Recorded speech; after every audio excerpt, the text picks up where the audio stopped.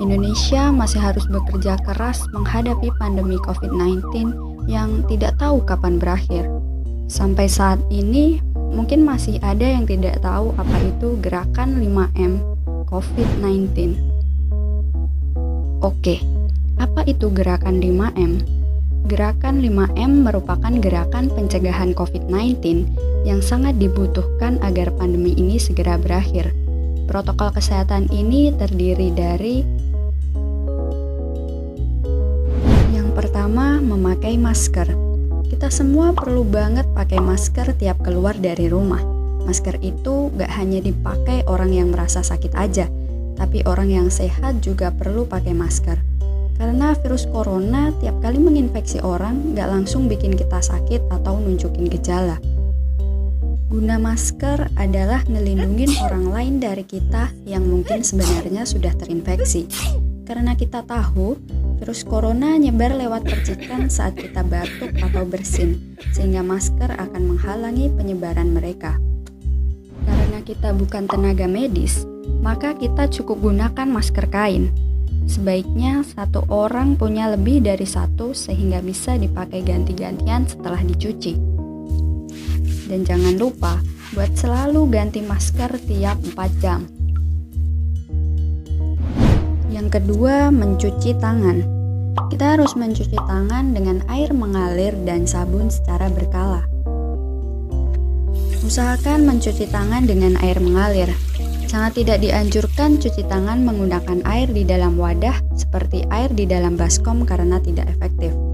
Saat air yang ada di baskom bersatu dengan tangan, maka kotoran di tangan malah akan terkumpul jadi satu dan masih menempel. Ingat, cuci tangan juga gak boleh ngasal. Kalau ngasal sama aja bohong dan malah gak guna. Makanya kita mesti tahu tata cara cuci tangan yang benar biar bisa efektif. Oh iya, cuci tangan dengan sabun minimal selama 20-30 detik. Kalau kita lagi di luar dan gak ada air buat cuci tangan, kita harus selalu sedia hand sanitizer agar tangan kita bersih dari kuman. Yang ketiga, menjaga jarak. Kalau kita mau gak mau harus pergi keluar rumah, jangan lupa untuk menjaga jarak sekitar 1 meter dari orang sekitar. Yang keempat, menjauhi kerumunan.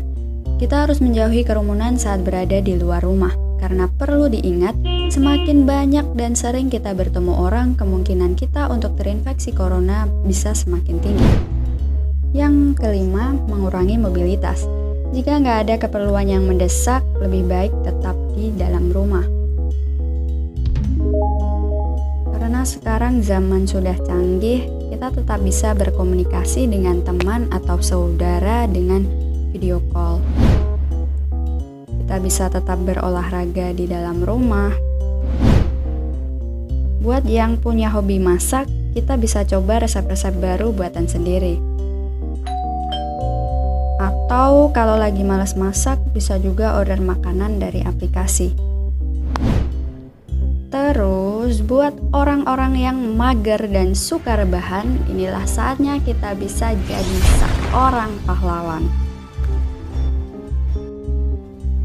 Gerakan 5M ini berlaku untuk semua kalangan. Mari kita patuhi semua protokol kesehatan yang ada agar kita bisa bantu pemerintah memerangi virus corona. Dan kita juga harus waspada biar nggak kemakan berita-berita palsu yang udah nggak kehitung jumlahnya.